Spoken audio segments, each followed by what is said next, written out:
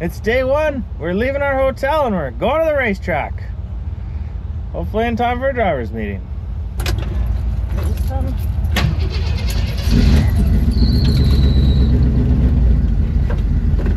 Oh, do we know where we're going? No.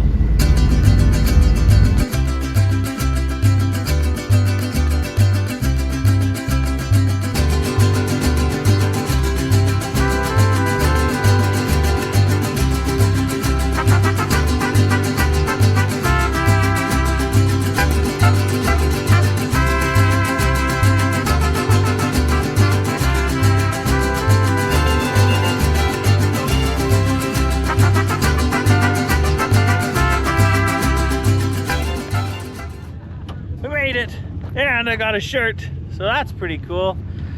We're gonna unload the Jeep, go to the driver's meeting, and I'll catch up with you after that. We'll probably do a walk and like let you see a bunch of cars, because now you can actually walk around and see them better than yesterday. That's a big plan.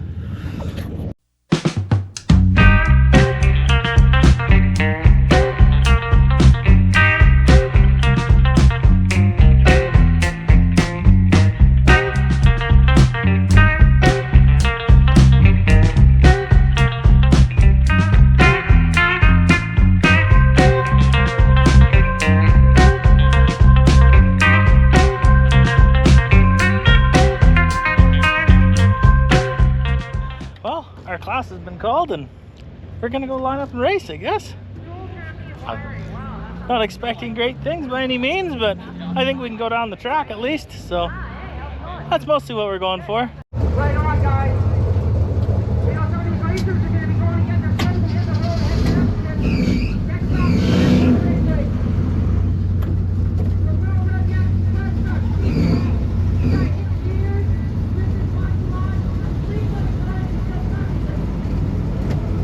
So what's really neat is the belt has hardly squealed like ever in this truck. And now that we're in the staging lanes, it's going nuts. So that's about on par. I'm gonna put my glasses on so I can see. All right, we're really hoping for 9.5 seconds. That's what we want.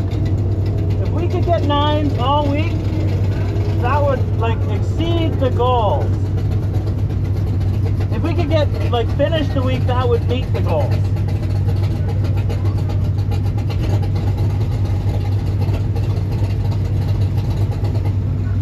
Something beside us has open exhaust and a lot of camshaft.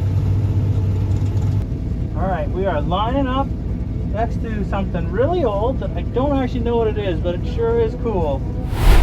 It's a late 40s Pontiac of some sort. I'm just not sure what.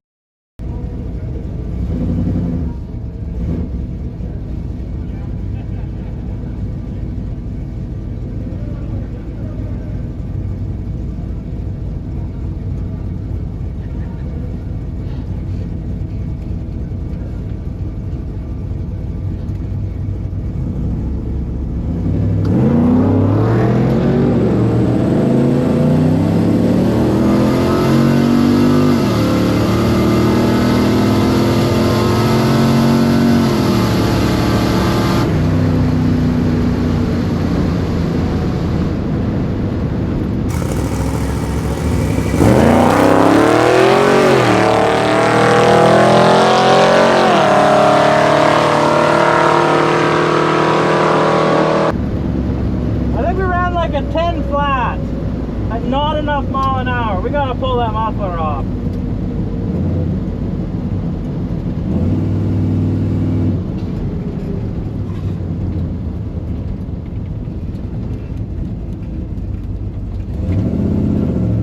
But it went down the racetrack, and that's really important.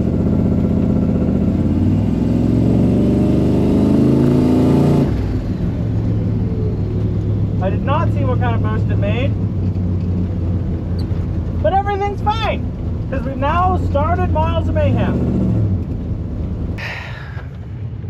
While I am admittedly a little disappointed with a 10.05 at 78 miles an hour, it is a pass that finishes it. It means we already lost the goal of, you know, being in the 9s all week, but As my wife's boss pointed out, it would be better to finish the event than go 9s at one racetrack. So maybe I'll just heed that advice and we'll... Pack up. She says pack up and leave. Me and buddy Kyle are packed up and ready to go. Kyle, what'd you run? 10.2 at 73 or something? What kind of boost? 3 pounds? So it's a second and more quicker with basically no boost, just because of the 6-liter and the big camshaft. So, like, overall, Heathen's garage is on a winning streak today, because mine still runs and Kyle's is faster. So, mostly important actually is mine's faster than Kyle's still, currently, for at least one more day. But we're loaded up. We're headed to a casino. We'll take a picture when we're there, I guess, and then we go somewhere else. The good news is Heather's driving, which means we're going 3,200 RPM. The Jeep's staying at 85, so everything's good. I'd show you some of the drive, but it kind of just looks like this.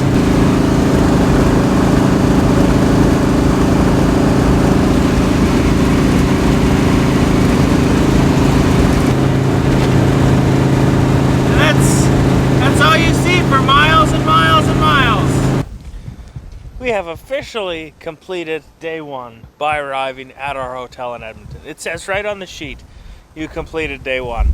I'll be honest, the drive was kind of boring. We got to see a few cars that we knew, and we definitely exceeded the Jeep's recommended speed limit for a moment while we tried to pass a couple friends.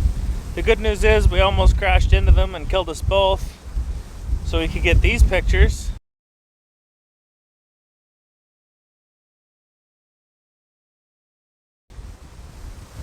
So that was well worthwhile. On the plus side, we did get a bunch of good pictures at the tracks, so, you know, that's pretty cool.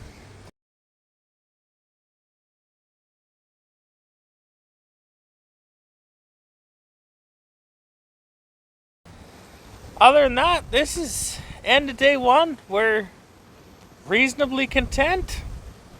We'll see what tomorrow has to bring. As long as we stay ahead of buddy Kyle, I think that's good enough for us.